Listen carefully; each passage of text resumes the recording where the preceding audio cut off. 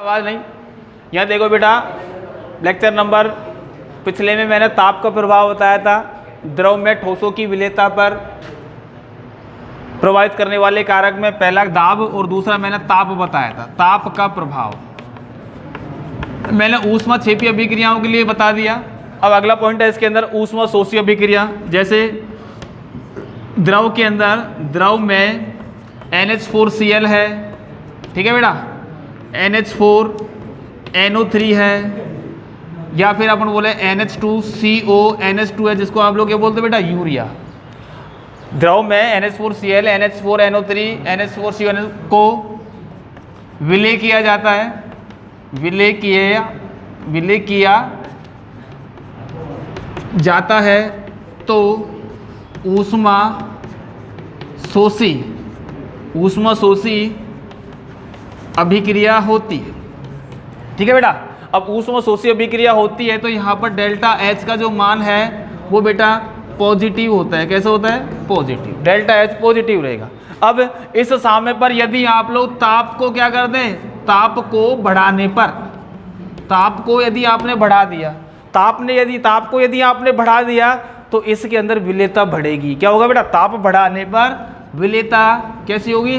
विलेयता का मान बढ़ता है। विलेय का मान क्या होगा बेटा?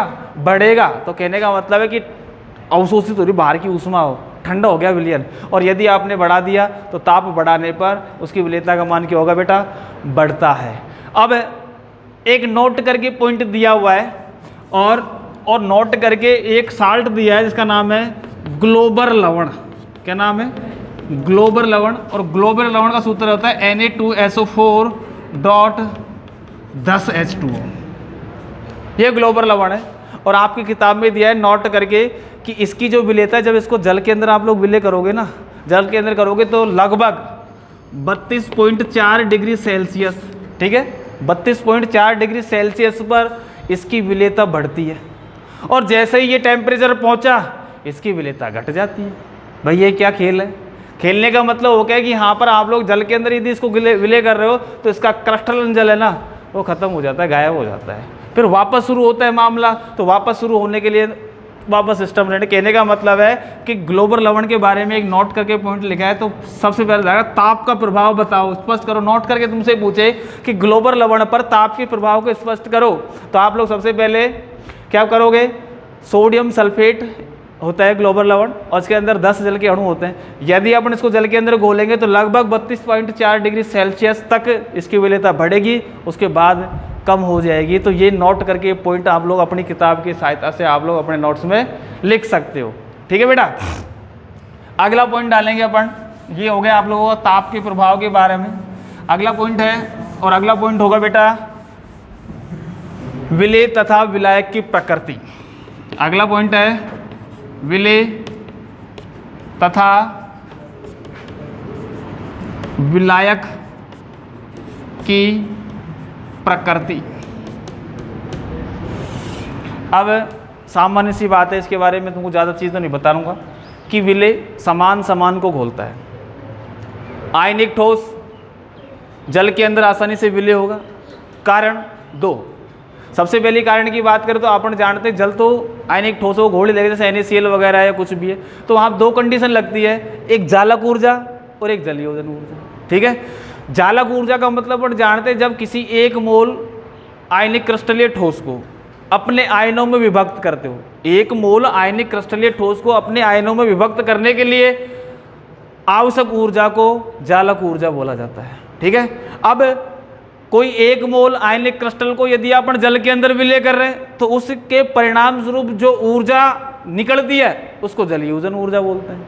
2 कंडीशन आप लोग सबसे पहले कि एक मोल ठोस जो क्रिस्टलीय ठोस है, आयनिक क्रिस्टलीय ठोस, एक मोल आयनिक क्रिस्टलीय ठोस को उसके आयनों में विभक्त करने के लिए आवश्यक ऊर्जा को बोला जाता है जालक ऊर्जा, और जालक ऊर्जा को लैटिस एनर्जी के नाम से जाना जाता है। जब उल्टा करो, अपन क्या करना है, किसी आयनिक ठोस को जल के अंदर विलय कर रहे हो और विलय करने पर वो अपने आयनों में क्या होता है? विभक्त हो रहा है। यह भी कंडीशन। उसके परिणाम स्वरूप भी ऊर्जा का क्या होता है? निष्कासन होता है। उस ऊर्जा को बोलोगे आप लोग जल योजन ऊर्जा। क्या बोलोगे? जल योजन ऊर्जा हाइड्रेशन एनर्जी के नाम से जाना जाता है। ठीक है, अब कंडीशन, जालक ऊर्जा का मान, कंडीशन क्या है, जालक ऊर्जा का मान, जालक ऊर्जा का मान किससे अधिक हो, जल योजन ऊर्जा से, जल योजन ऊर्जा, और जल योजन ऊर्जा से अधिक है तो कोई भी यौगिक है ना ठोस जल में अविलेय रहेगा। क्या रहेगा, यहाँ पहली कंडीशन अविलेय, और सेकंड कंडीशन करो कि भाई जालक ऊर्जा का मान, जालक ऊर्जा का मान कम है किससे, जल योजन ऊर्जा से, जल योजन ऊर्जा से, तो कोई भी ठोस पदार्थ जल के अंदर क्या रहेगा, विलेय रहेगा। तो कंडीशन दो ही लगाओ, आप तो एक ही लाठी से आग दो भाई। कंडीशन ये है भाई, कोई बोला कि भाई आप लोगों से बोला कि NaCl जल में विलेय है, क्यों, अपन कहेंगे सीधा इसकी जल योजन ऊर्जा का मान जालक ऊर्जा से अधिक होता है। अब बोला कि भाई कैल्शियम कार्बोनेट जल में अविलेय है, क्यों, भाई इसकी जालक ऊर्जा का मान जल योजन ऊर्जा से अधिक है। बस कहानी खत्म। अब Na2SO4 की बात अभी हुई थी, थोड़ा सा इसमें थोड़ा ध्यान रखना, इंपॉर्टेंट पॉइंट है, पूछ सकता है ऐसी कोई बात कि भाई इसकी ताप पर स्पष्ट करो। तुमसे बोलेगा Na2SO4 मतलब सोडियम सल्फेट की जल में विलेयता को, इस ताप के प्रभाव को स्पष्ट करो। और तुमसे पूछे कि भाई आप प्रश्न पूछे इसकी विलेयता घटती है या बढ़ती है, तो कोई ने बोला घटती है, कोई ने बोला बढ़ती है, तो गलत हो गए दोनों के दोनों। आप पहले तो करोगे 32.4 डिग्री सेल्सियस तक बढ़ती है, उसके बाद कम हो जाती है, कारण किताब में दिया हुआ है। क्रिस्टलन जल के बारे में इसमें स्पष्टीकरण दिया हुआ है, इसको आप लोग बताओगे और नोट करके इस बिंदु को आप लोग लिखोगे आपकी उसके अंदर, नोट्स के अंदर। तो समान समान को खोलेगा, ध्रुवीय जो यौगिक है ध्रुवीय के अंदर, जैसे NaCl जल के अंदर घुलेगा, घुलेगा नहीं घुलेगा, बेंजीन के अंदर नेफ्थलीन, एंथ्रेसीन वगैरह घुलेगी, आयोडीन, या फिर आप लोग सल्फर की बात करो तो ये वाले जो कार्बन टेट्राक्लोराइड है, जैसे I2 है, S8 है, समझ में आई, I2 तुम्हारी किताब में दिया हुआ एग्जाम्पल, I2 का और S8 का, ये अध्रुवीय विलायक जैसे कार्बन टेट्राक्लोराइड, कार्बन डाइसल्फाइड आदि में विलेय। तो समान समान को घोलेगा। फिर दूसरी बात है, कुछ यौगिक ऐसे भी होते हैं जिनके अंदर हाइड्रोजन बंधन है, जैसे जल के अंदर एथिल एल्कोहल क्यों घुल रहा है, हाइड्रोजन बंधन के कारण। ठीक है, जल के अंदर अमोनिया क्यों घुल रही है, सॉरी अमोनिया तो गैस है, बाद में बात करेंगे, किसी द्रव की बात करें अपन। और फिर NaCl क्यों घुल रही है, आयनिक बंध गया, क्योंकि इसके अंदर आयन द्विध्रुव अन्योन क्रिया होती है, और आयन द्विध्रुव अन्योन क्रिया के परिणाम स्वरूप वो जल के अंदर क्या होता है, विलेय होता है। तो यहाँ पर कोई मेरे को लिखने की आवश्यकता नहीं है। एक कंडीशन है, जालक ऊर्जा 1 मोल आयनिक क्रिस्टलीय ठोस को उसके आयन में विभक्त करने के लिए आवश्यक ऊर्जा जालक ऊर्जा, और 1 मोल आयनिक ठोस को जल में विलेय करने पर निष्कासित ऊर्जा को जल योजन ऊर्जा बोलोगा। जल योजन ऊर्जा अधिक तो विलेय, और जालक ऊर्जा अधिक तो अविलेय बोलोगा। ठीक है, तो ये थी बेटा कंडीशन थी आप लोगों की विलेयता और ठोसों की, द्रव में ठोसों की विलेयता को प्रभावित करने वाले आपके कारक हैं। नेक्स्ट टॉपिक बढ़ता है बेटा, और सही मायने में देखें तो आप लोगों के पाठ का जो मुख्य अंश है वो यही है जो मैं आपको बता रहा हूँ कि सबसे पहला अगला पॉइंट डालेंगे अपन द्रव में, अगला पॉइंट डालेंगे बेटा क्या, द्रव में गैसों की विलेयता, द्रव में गैसों की विलेयता। अब सुनो बेटा, सबसे पहली बात है कि आप द्रव की बात करें, द्रव के अंदर किसी गैस की बात करो, गैस क्या घुल जाती है क्या, कहने का मतलब जैसे पानी है, ऐसे तो आप घुलने की बात कर रहे हो, तो जो समुद्री जीव है जिंदा क्यों रह रहे भाई, उसके अंदर ऑक्सीजन है? ऑक्सीजन क्या है, कम मात्रा में विलेय, लेकिन यदि वो ऑक्सीजन खत्म हो जाए, जिसको आप लोग बोलोगे ब्लूम बोलते हैं एक तरह से, ब्लूम का मतलब जैसे शैवाल इकट्ठे हो जाए बहुत सारे, और जब शैवाल इकट्ठे हो जाए तो उसके अंदर जो उस जलीय जीव जंतुओं को लेने के लिए ऑक्सीजन जो उसके अंदर विलेय है उसको क्या कर लेते हो, खींच लेते हैं, खींच लिया तो अब जलीय जीव जंतु उसमें मर जाते हैं। ठीक है, आप लोग कहने का मतलब है कि कई बार कई तालाब होता है उसके अंदर मछली छोड़ रखी है और किसी कारणवश वो मर गई, मरने का कारण उसके अंदर उपस्थित शैवाल होते हैं, और शैवाल क्या करते हैं, उसकी जो प्राणदायक जो ऑक्सीजन है ना अंदर जो घुली है जल के अंदर विलेय है उसको क्या कर लेते हो, खींच लेते हैं। जब खींच लेंगे तो अब है ही नहीं उस पौंड के अंदर, अर्थात तालाब में ऑक्सीजन बची ही नहीं, जब बची नहीं तो बेचारे जीव जंतु तो मरेंगे जो पानी के अंदर रहेंगे। समझ में आई? तो कहने का मतलब यह है कि सबसे पहली बात, द्रव में गैसों की विलेयता बहुत कम होती है, पहली कंडीशन। दूसरी बात कि जैसे आप लोगों के द्रव की बात करें, कोई इस द्रव की सतह पर इस द्रव की सतह पर इस गैस का अवशोषण होता है। क्या होता है बेटा? अवशोषण होता है। ठीक, अवशोषण कंडीशन, अवशोषण का मतलब है यहाँ ही तो यहाँ आने के बाद अंदर तक चलेगी थोड़ी थोड़ी, लेकिन ये कम मात्रा में, इतना नहीं कि एकदम घुल जाए। घुलने का मतलब है कोल्ड ड्रिंक्स की बात करो आप लोग, उच्च दाब पर CO2 को, जो बोतल है ना कोल्ड ड्रिंक्स की जो बोतल है, उच्च दाब पर CO2 को बंद करके मतलब उसमें रखा जाता है, तब जाके इसके अंदर विलेय होती है। पहले तो दाब लगाया, दाब लगाओगे तो इसके अंदर CO2 विलेय होगी, लेकिन एक सीमा तक, ये नहीं कि CO2 विलेय होती रहेगी, वो CO2 बन जाएगा और पानी बाहर निकल जाएगा, ऐसा कुछ होने वाला नहीं। तो विलेयता की बात है तो निश्चित होता है। कहने का मतलब मेन बात सब हो, द्रव में गैसों की जो विलेयता होती है वो बहुत कम होती है। दूसरी बात, जो गैस होती है इस द्रव की सतह पर अवशोषित होती है, और अवशोषित की कंडीशन के यहाँ पर स्थिर ताप लगाना और स्थिर दाब लगा होगा। कहने का मतलब कि किसी द्रव की सतह पर हम यूँ बोले, और इसको रही दूसरी बात सुनिए, एक बात बोलता हूँ, इसको अवशोषण गुणांक के नाम से जाना जाता है। ठीक है, आपकी किताब में एक लैंग्वेज दे रखी है, वो बाद में बात करूँगा, एक सेमी क्यूब के अंदर लिखा हुआ है। ठीक है, वो मैं बाद में बात करूँ, लेकिन मेन बात जो अवशोषण गुणांक की बात करूँ, कहने का मतलब द्रव में गैसों की विलेयता, पहला कंडीशन। अब यहाँ पर लिखोगे कि द्रव में गैसों की जो विलेयता होती है वो बहुत कम होती है। ठीक है, और केवल द्रव की सतह गैस को अवशोषित करती है, और गैस की सतह पर अवशोषित करते हैं, इसको अवशोषण गुणांक से इंडिकेट करते हैं, और अवशोषण गुणांक को अल्फा से प्रदर्शित करते हैं। जिन गैसों के लिए अवशोषण गुणांक का मान अधिक होता है वो अधिक विलेय होती है, और जिन गैसों के लिए अवशोषण गुणांक का मान कम होता है वो कम विलेय होती है। कुछ गैसें होती है, जैसे अमोनिया है, अमोनिया जल के साथ क्रिया करेगी तो NH4OH बना लेगी। यदि अपन SO2 की बात करें तो ये जल के साथ क्रिया करेगी तो H2SO4 बना लेगी, या फिर अपन H2SO3 बना, सल्फ्यूरस अम्ल बना लेती। सल्फ्यूरिक अम्ल होता है H2SO4, और H2SO3 होता है सल्फ्यूरस अम्ल होता है, बना लेगी। दूसरी बात, HCl की बात करो तो ये कंडीशन है कि कुछ गैसें ऐसी होती है जो द्रव के साथ यदि क्रिया कर ले, और क्रिया कर ले तो अधिक मात्रा में विलेय होती है। तो आपके किताब में दे रखा है विलेयता के आधार पर गैसों को, SO2 को, HCl को, O2 को, N2 को, फलाना ढिकाना को, सबको एक व्यवस्थित ढंग से कर रखा है। जिसके अवशोषण गुणांक का मान अधिक होता है ना, वो अधिक विलेय। अब बात है कि ये क्या है बीमारी अवशोषण गुणांक। तो सबसे पहली बात है अवशोषण गुणांक किसे कहते हैं, ये समझना आपको।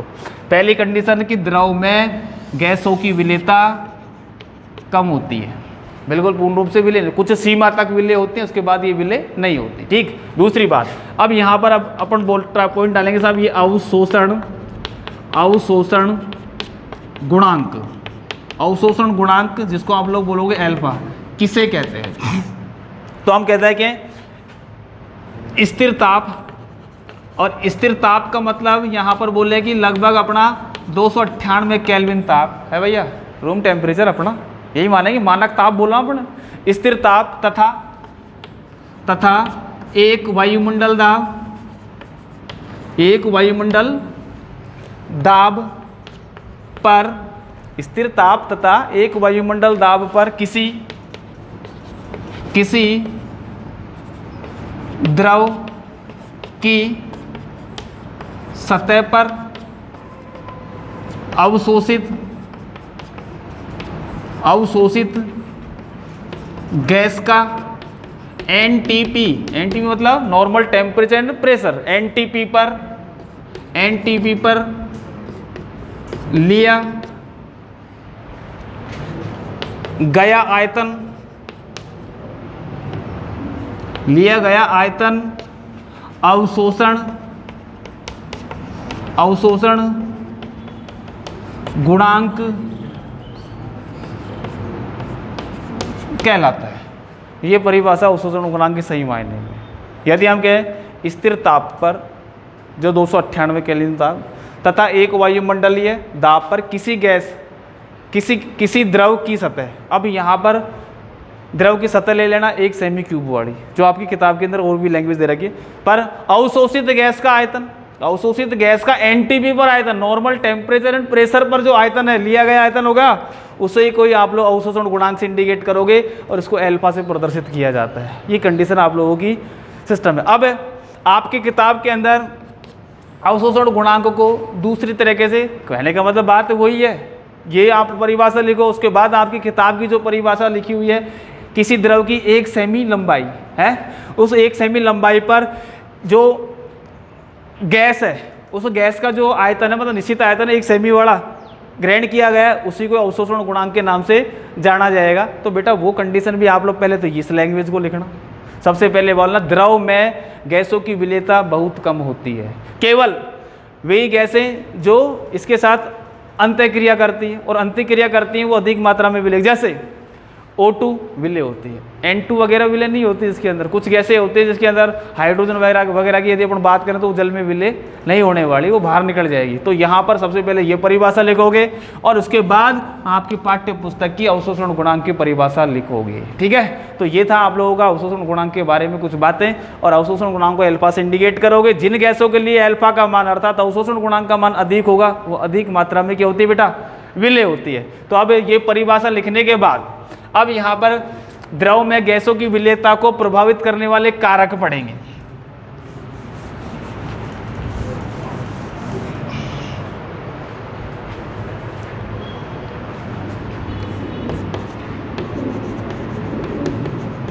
प्रभावित करने वाले कारक, करने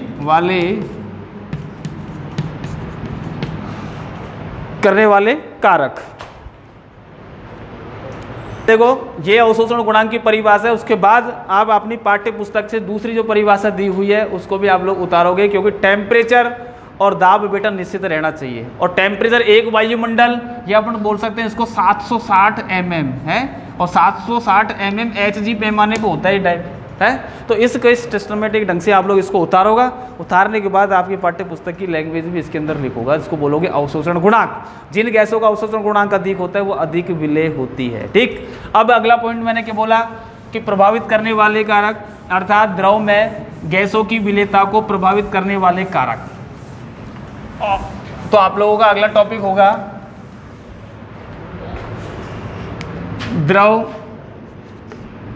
द्रव में गैसों की विलेयता को प्रभावित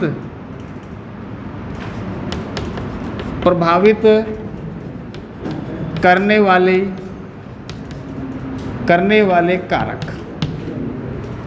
ठीक है, अब कारक की बात है। सबसे पहले अपन बोलेंगे बेटा यहां पर विलेय की प्रकृति की बात करते हैं। किसकी बोला? विलेय की प्रकृति। विलेय की प्रकृति। अब कुछ गैसें ऐसी होती है बेटा, कुछ गैसें जैसे आपकी किताब में SO2 है, अमोनिया है, HCl है आदि, जल के साथ क्रिया करके अपन बोलें तो बेटा H2SO3, यहाँ अपन बोल रहे हैं कि आपकी किताब में तो ये लिखा है H2SO4 है ना, यही बनाते हैं क्योंकि अपन जानते हैं एक जल का अणु प्लस SO2 तो जो कुछ सूत्र बनता है H2SO3 जिसका नाम है सल्फ्यूरस अम्ल, और ये कहलाता है सल्फ्यूरिक अम्ल। ठीक, कॉमा, ये जल के साथ क्रिया करके ये बनाएगा। फिर कॉमा, यदि अपन उसकी बात करें तो NH4OH बनाएगा। यदि अपन बात करें तो वहाँ पर आपका NaCl वगैरह जो भी बनाना है तो उसकी बात है। तो कहने का मतलब कुछ गैसें ऐसी होती हैं जो जल के साथ अंतःक्रिया करके कुछ यौगिक बना देती हैं, तो वो अधिकतम विलेय होती हैं। और अधिकतम विलेय की बात करें तो कुछ गैसों का अवशोषण गुणांक का घटता या बढ़ता क्रम आपकी किताब के अंदर दिया हुआ है कि अवशोषण गुणांक का घटता क्रम क्या है, बढ़ता क्रम। तो सबसे अधिक कहने का मतलब वे गैसें जो जल के साथ क्रिया कर लेती है वो आसानी से जल के अंदर क्या होती है बेटा, विलेय होती है। अर्थात हमें कह सकते हैं इनके अवशोषण गुणांक का मान क्या होगा बेटा, कम या अधिक? अधिक होगा तो ही वो विलेय होगी। तो आप लोगों का एक सिस्टम दिया हुआ है और देने के बाद आप लोगों का एक क्रम है, और क्रम को आप लोगों को इसमें लिखा हुआ है। और लिखने के बाद हाँ बेटा देखो, ये अवशोषण गुणांक के आधार पर इन गैसों की द्रव में विलेयता का क्रम है जो आपकी पाठ्य पुस्तक में दिया हुआ है। सबसे पहले मैंने आपको बताया था कि किसी भी द्रव में जो गैस विलेय होती है, यदि कोई किसी अंतर्क्रिया करती है और अंतर्क्रिया में यौगिक का निर्माण हो रहा है तो वो गैस अधिकतम विलेय होगी। अमोनिया सबसे अधिक विलेय होती है, और सबसे कम कौन सी होती है इसके अंदर अपने क्रम में? N2 होगी। ठीक है बेटा। अब अपन O2 की बात करें तो O2 आपका जो हीमोग्लोबिन है Hb, उसके अंदर अधिकतम विलय होती है और अधिकतम विलय होने का कारण है ऑक्सी होमोग्लोबिन बनाना। HBO2 क्या बना लेता है? HBO2 जिसको बोलोगे ऑक्सी होमोग्लोबिन, और ऑक्सी होमोग्लोबिन बनाने के कारण ही अपना जीवन चल रहा है।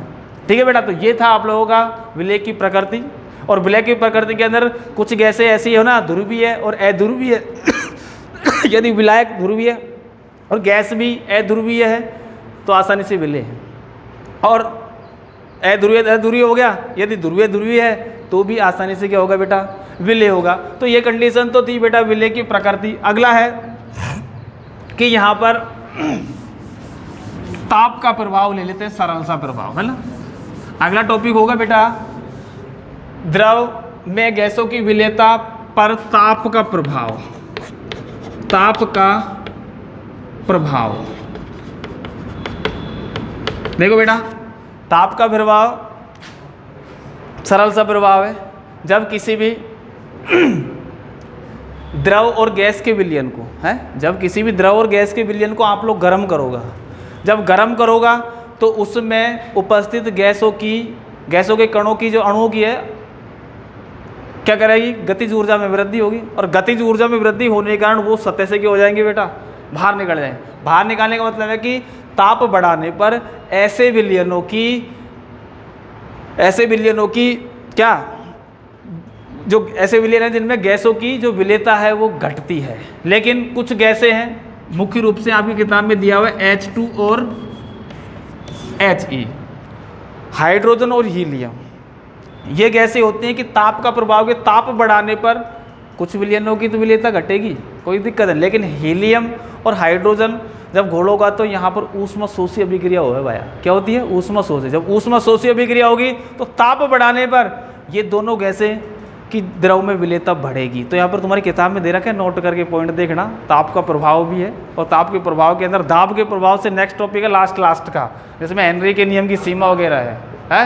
तो ये कंडीशन ध्यान रखना कि ताप बढ़ाने पर ऐसे विलयनों में द्रव में जो गैस की विलेयता वो घटती है, लेकिन कुछ गैसें ऐसी होती है जो ऊष्मशोषी अभिक्रिया करती है। तो इन अभिक्रिया के लिए ताप यदि आप बढ़ाओगा ना तो विलेयता बढ़ेगी, और इन ऐसे विलयन जो ऊपर वाले हैं तो विलेयता का मान क्या होगा? जैसे गदला पानी, मतलब गंदा पानी जिसमें बदबू आ रही है, उस पानी को यदि आप लोग गर्म करोगे तो उसमें से वो बदबू क्या होती है, जो गैस होती है वो बाहर निकल जाती है, और वो पानी क्या हो जाता है? स्वच्छ हो जाता है।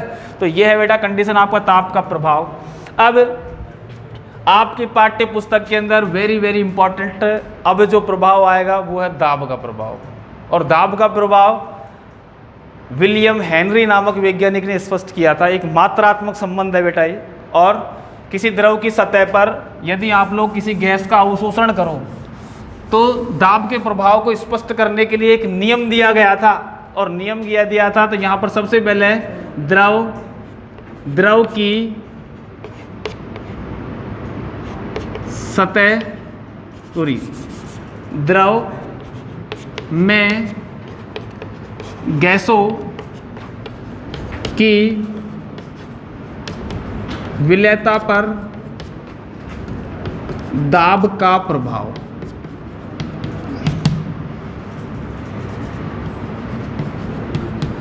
इंपॉर्टेंट है, द्रव में गैसों की विलेयता पर दाब का प्रभाव। और इस प्रभाव को स्पष्ट करने वाला जो वैज्ञानिक था वो है बेटा विलियम हेनरी। कौन? विलियम हेनरी, जिसको बोलोगे आप लोग हेनरी का नियम। हेनरी के नियम के नाम से जाना जाता है। अब देखो बेटा, सबसे पहली बात कि यहाँ पर द्रव की सतह, कोई भी द्रव की सतह, उसका आप लोग निश्चित आयतन लेना। पहले मैं इसमें कुछ बातें लिख देता हूँ। विलियम हेनरी का नियम, यह नियम किसी द्रव की सतह, किसी द्रव की निश्चित सतह, ब्रैकेट के अंदर बोल सकते हैं आयतन, पर स्थिर ताप पर, यह नियम किसी द्रव की सतह पर सतह पर स्थिर ताप पर अवशोषित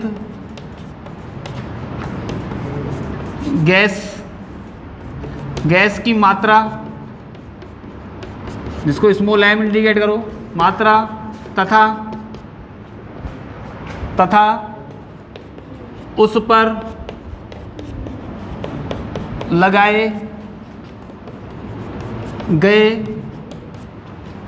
दाब पर एक